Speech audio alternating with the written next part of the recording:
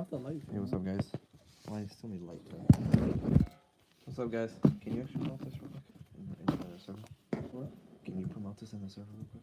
Yeah, hold on. Okay. Thank you.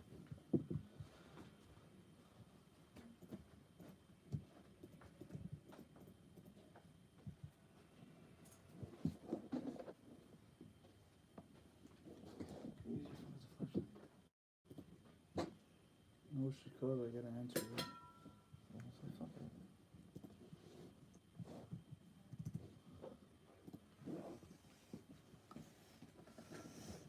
I don't have any people.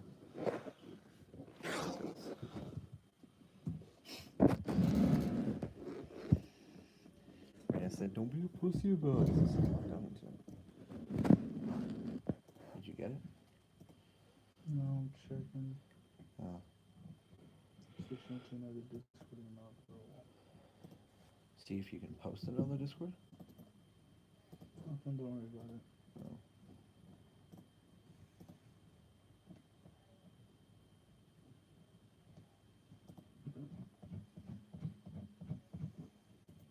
What the fuck? Huh? What is that? Click it. Watch it. At here. Hey, Phoenix. It did at the... It did at the other. You have to do at here. I did, but then it... I think you did a misclick. Go up and watch that video real quick.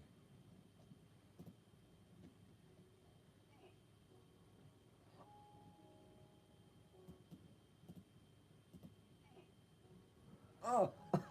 Okay. Y'all see the 3D modeling shit we did? No? Okay. Nah.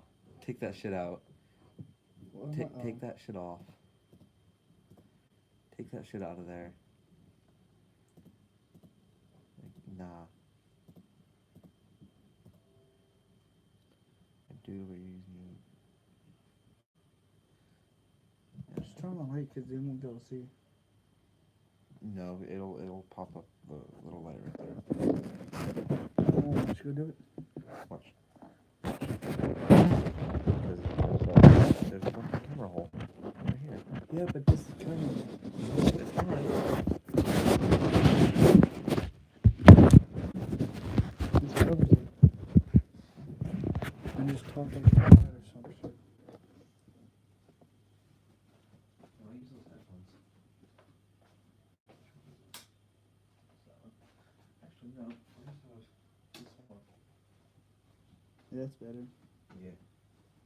You little eerie guy. Hey, where are those headphones at? We're not spooning right now. Not spooning. I mean, Fuck off, Austin. I was gonna say anything. What the hell are those headphones I had? Over here. I'm started. Dude, where my dap to go? It's in my pocket.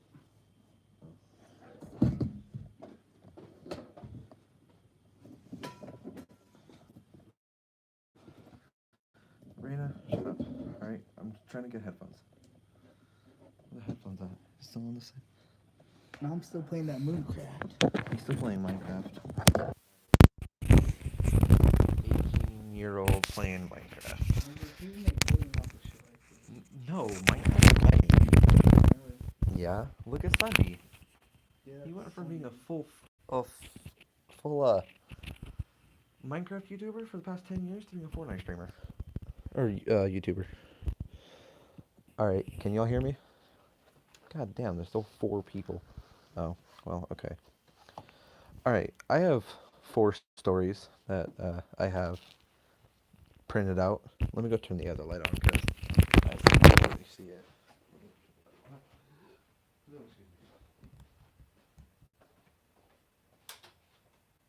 That's better. Sorry, I had to go turn some lights and stuff off.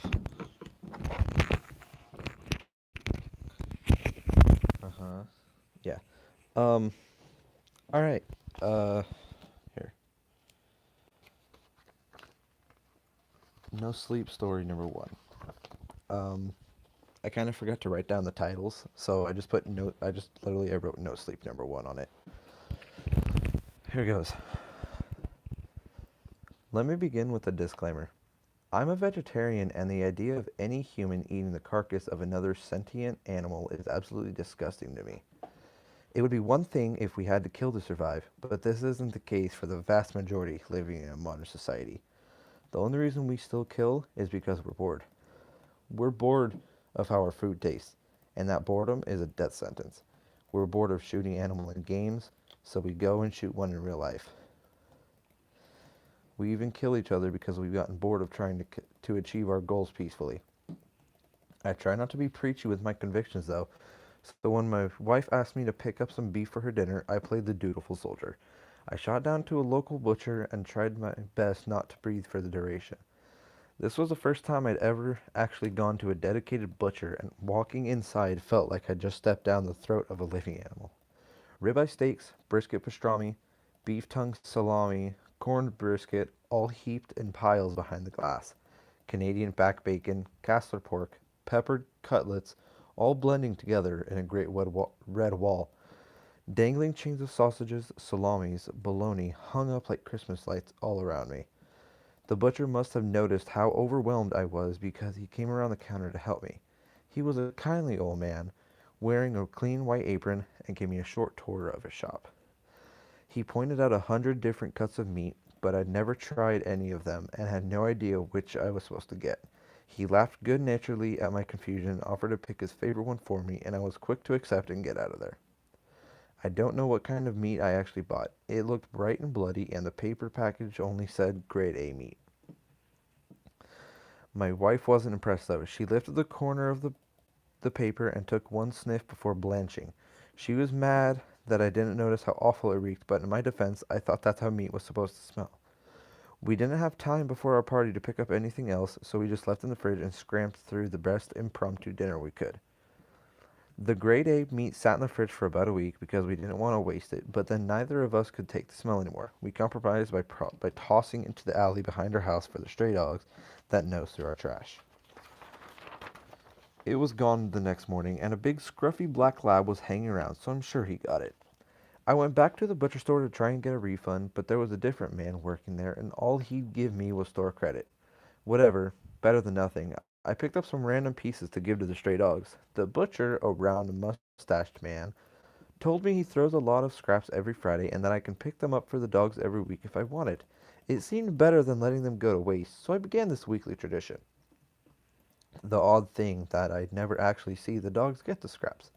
I'd put them in a bowl in the alley, but no matter how long I watched, I never saw one of the dogs come by. The meat was always gone by the next morning though, so I just assumed it was going to the right place. My wife observed that the black lab hadn't been back though. Neither had a little terrier we saw sniffing around one day. It was weird because once a stray dog finds a reliable source of free food, they're unlikely to ever forget. But although we kept seeing dogs in the alley behind our house, we never saw the same dog twice. A few weeks into this, butcher asked to see pictures of the strays eating his scraps. I told him that I had never actually seen them eating it, and he got all huffy, saying a wild animal was probably stealing it. He didn't want to give me any more than that. We had a bit of an argument about it. He thought I was trying to scam him, and even went so far as to deny that I'd ever bought meat from him before, telling me there was no man who worked at his shop. More to prove him wrong than anything else, I made it my mission to prove where the meat was going. I went as far as to buy a big fatty New York steak with the bone still in as bait and set it out beside a battery lamp so I could watch. I found a spot that I could see from my bedroom window and glued myself to the spot, waiting for something to happen. About an hour into my vigil, my wife tells me I'm watching the wrong spot. I tell her that's impossible because I'm staring at the bowl I put out under the lamp, and she's telling me that the dogs are going at meat at the other end of the house.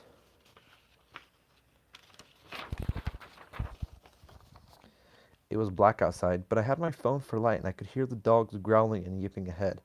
Glad to have my proof, I had my camera and its flash ready as I rounded the corner. My first surprise my first surprise was seeing the bright, bloody red slab of meat we'd tossed out the first day. The color was the only recognizable thing about it though, because it was now several feet across and at least 2 feet high. There had been two dogs fighting over it, one ugly old bulldog and a hyper-aggressive chihuahua that barely touched the ground. The chihuahua was getting the upper hand and had just managed to get the older dog to back off as I arrived. The Chihuahua had its back turned toward the meat so it could focus on the other dog. It didn't see the meat moving, not like a natural creature, but swelling and oozing, contracting and expanding to drag itself across the ground. I started shouting to scare off the dog and get my wife to come see, but the Chihuahua only turned to snarl at me instead. The slab of meat reared into the air and slammed down on the small dog with a wet thud and a high-pitched squeal. The dog was utterly engulfed, and all I could hear from it were the sound of bone snappings and the wet tearing of meat. I tried to save the dog by grabbing and dragging it away. My fingers slipped along the slimy surface, and I had to drop my phone to try and get a better grip. The tighter I held, the more my fingers burned, until the corrosive pain was too much and I had to let go. The bulldog was barking like mad now, and my wife was shouting back from the house. The meat reacted by swiftly dispersing, ripping itself to shreds like ground beef, while each piece wormed its way into the ground. I grabbed my phone again to try and take the picture, but my fingers were slippery with blood and I couldn't operate the camera before the thing had disappeared. All that was left with the chihuahua was a red smear on the ground. I told my wife that I just slipped and cut my hands and hurried inside to wash off. I couldn't bring myself to tell her what I'd seen, but I'm writing this now to explain what my thoughts and words have failed to do so far. I don't know if she'll believe it, but I have to try. If this doesn't convince her that meat is murder, I don't know what will. That was only story one, which to me seemed kind of dumb. And to be honest, I don't even know who's in the stream right now. So, is it Reina?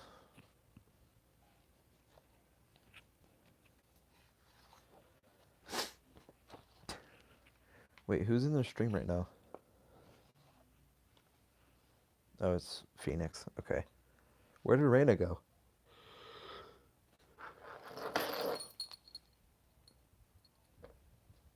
Sorry.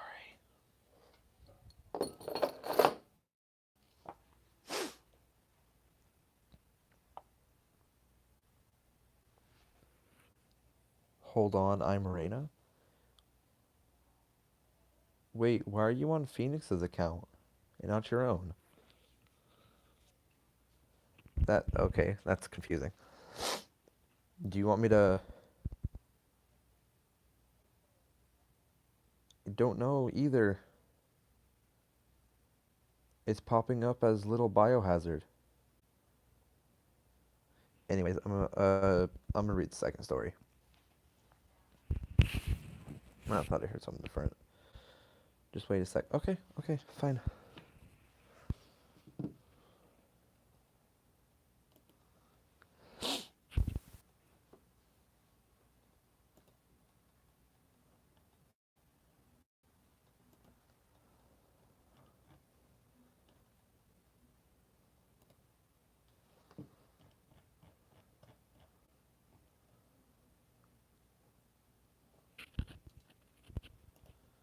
Yo, what up? Who's in my stream? No? Huh? What?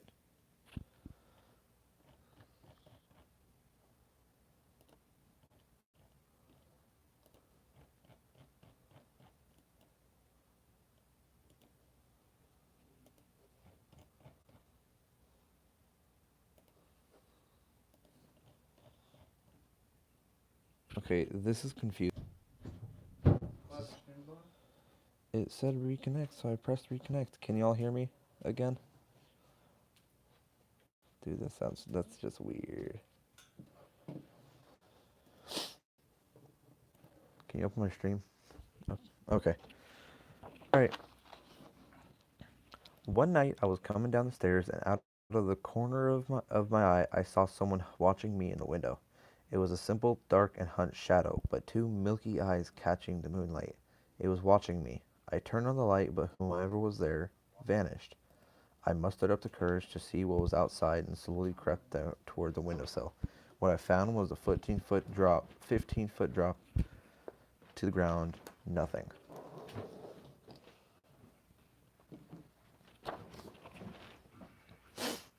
Nothing more. That proved it. It must just be the darkness, right? I told myself there was no way someone perched themselves in my window day in and day out. I rushed from the room and promised myself to never tell a soul what I thought I saw. I believed I was slowly losing my mind and didn't want to frighten my family. I couldn't tell them I was going crazy. Night after night for months, I would pass the window alone, and from the corner of my eye, I'd see someone watching me in the dark. My body would shake, and a pit would swell in my stomach, but I refused to look at whomever was in the window. Then, late one night, I got up to use the bathroom. I passed the window and kept my eyes down. I felt the shadow's unblinking eyes stuck to me as I crossed the window, but I didn't look at it. Just when I thought I was safe, I heard a whisper. Jane. It knew my name. I stopped using the upstairs completely after that. I slept on the couch in the living room and had my sister bring my clothes down for me. I was tense, irritable, and terrified. My friends and family noticed my personality change, but I never said a word, choosing to let my sanity slip in silence. I had never kept a secret from my family until this happened.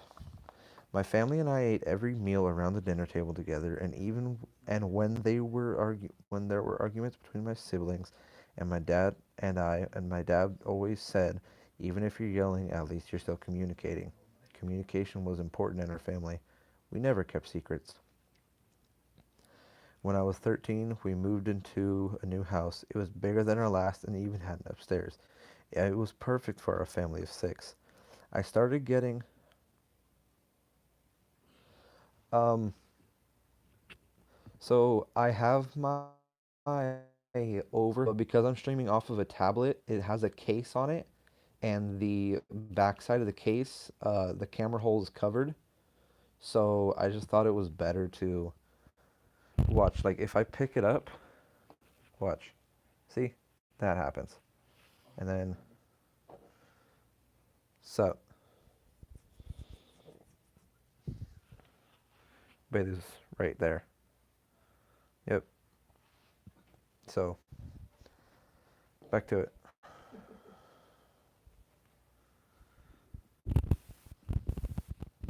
Watch it face on you while you read it. Huh? Watch you face you while you read it. Cause okay, so like if I had my lamp down over here, wow, Phoenix is just gonna copy me, huh? What a bitch.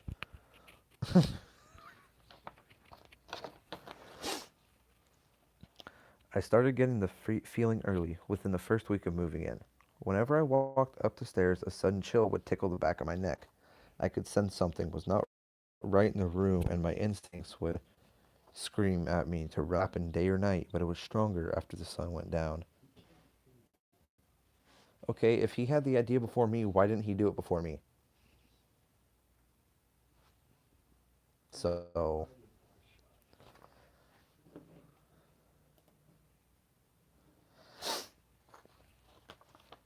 I honestly thought it was the air conditioning and brought it up to my dad. That's when he pointed out there was no vents in the stairwell.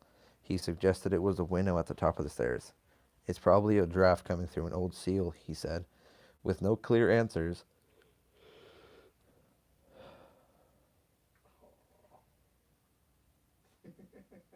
I don't care, honestly. With no clear answers, there was only one thing I knew for sure.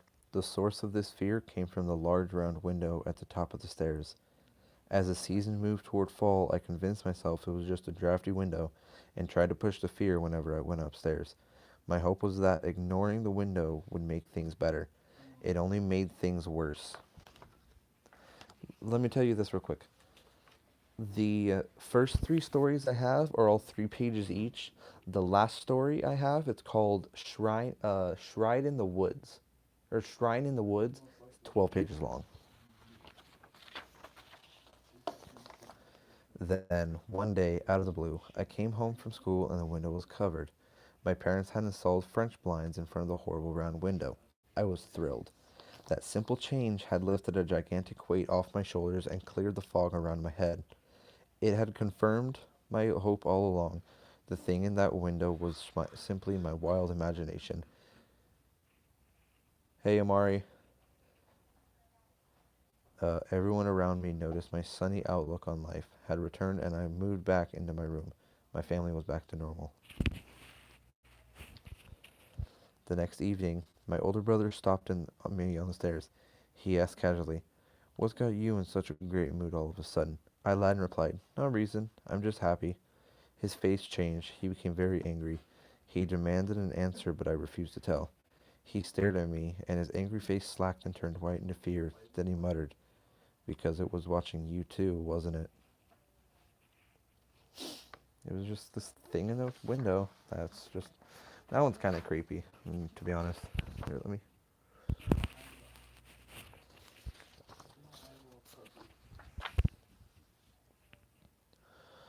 R/slash no sleep number 3.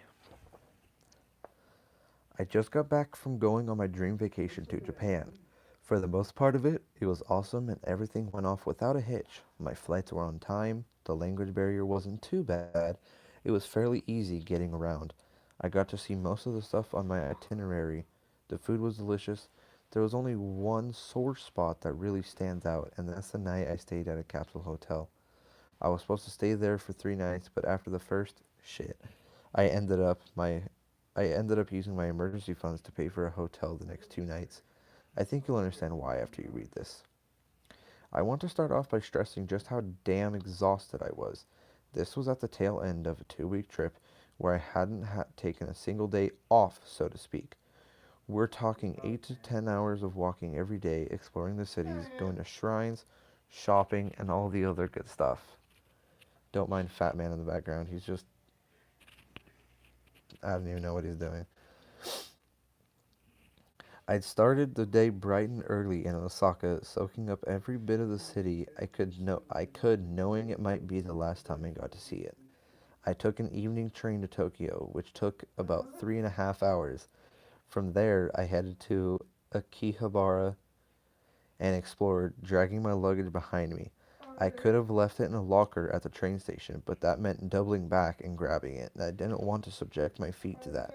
I decided on a chill evening, and I ended up being so enthralled. Hold on, guys.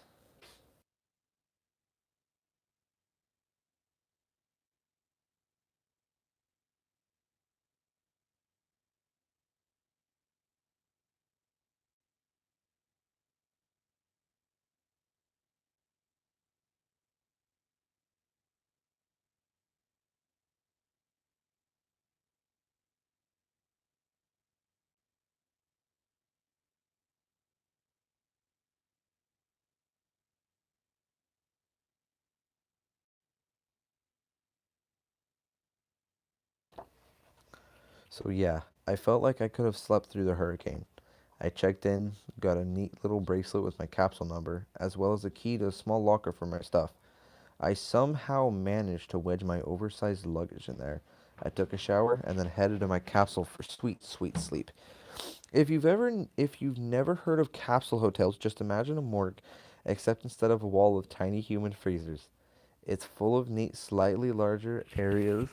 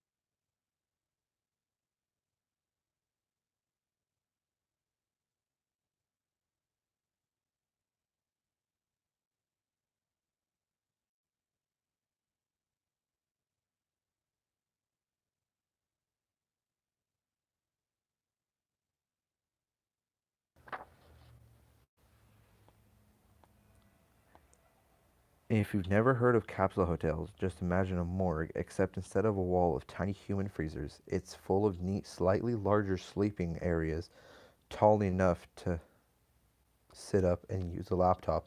and long enough to sleep in, but not much else. As I crawled into capsule 616, I notified a little light indicator come on outside the capsule to indicate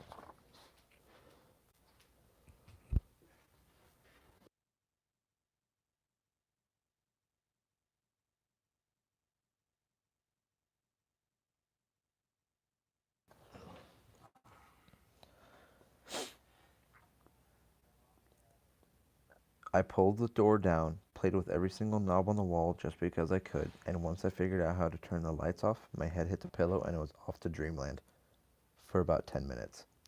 It wasn't long before I started hearing a voice through the halls. I guess they were thinner than they looked, and that my sleep hadn't plunged into deep enough territory for me to stay unconscious despite the mental and physical exhaustion. I tried to fall back to sleep, but the voice kept me up. It was constant. I mean, seriously, non-stop. I don't think she ever took the time to breathe. Imagine that one Eminem song, you know the one, right?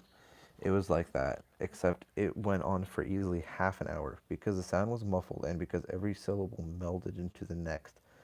I couldn't make out what language she was speaking. I don't think it was Japanese.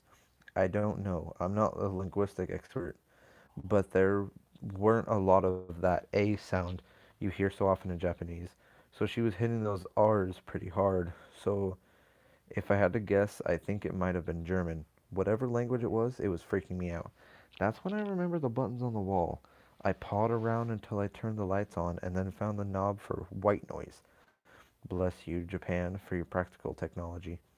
My little capsule was soon filled with the sound of rain and thunder, easily overpowering the voice from my neighbor's tight capsule. I could still hear her, sure, but she was a whisper in a typhoon. I dimmed the lights, closed my eyes. All was right with the world for you guessed it, about 10 minutes. Intermixed with the synthetic storm was a wailing of a tornado siren. It took me a long time to realize it wasn't meant to be there, that it was coming from my neighbor. At this point, it was about 2 in the morning. I was tired. I was cranky. I just wanted a few hours of sleep before another fun-filled day of adventure. I was internally cursing at whatever inconsiderate fucking tourist starts screaming in their goddamn capsule in the middle of the goddamn night, knowing full well everyone could hear her. In my frustration, I made one big mistake. I slammed my fist against the wall and screamed, "Shut the fuck up!" This was her invitation to start slamming back, and boy, she take it and run with it. Screaming, she hit the wall so hard, I swear to God, I felt my entire capsule was shaking. It was like she was full on body slamming it with all her might, all while screaming so loud I could barely hear the storm anymore. I put my hands on the wall. I could still feel every slam as though it was coming from the capsule to my left instead of my right. I'd had enough. I was going to see if the concierge was still awake and see what they could do. What was I? I'd had enough. I was going to go see if the concierge was still awake and see what they could do about putting me on another floor or kicking this jerk out. I opened my capsule door and jumped onto solid ground. The little occupied light at the foot of my capsule turned off after a few seconds. The noise stopped, the banging ceased, and my breath caught in my throat.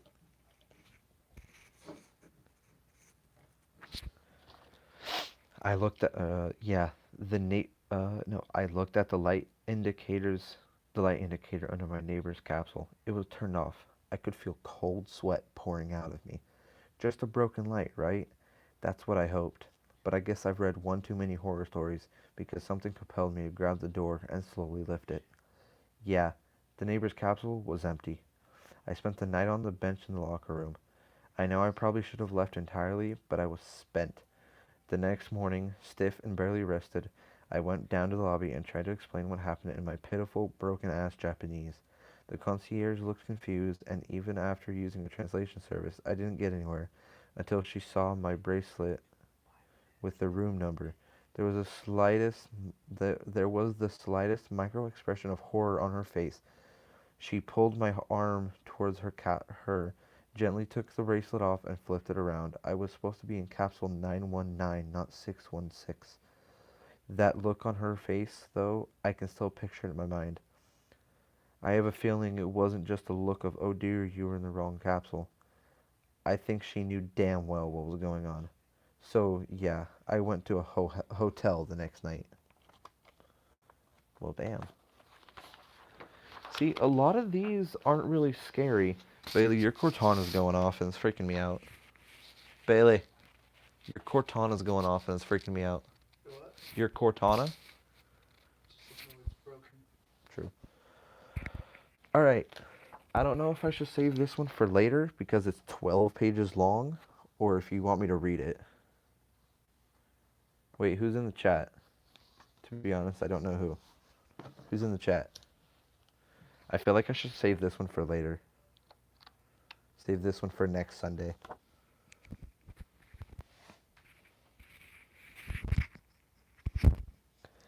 Yeah, I'm gonna save this one for next week. No, go to bed. It's what? What time is it? Shit, yeah, what time is it? It's only 12:17.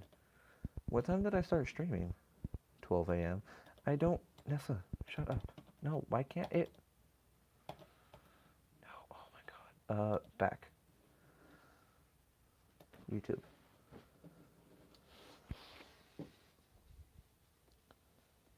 I'm not blushing. What?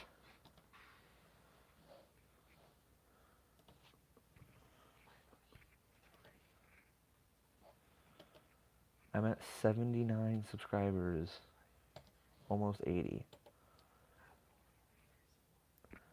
Alright, well, if you guys have enjoyed some r/NoSleep, go ahead and hit the like button if you already haven't. If you are watching this now but you're not subscribed, go ahead and hit the subscribe button.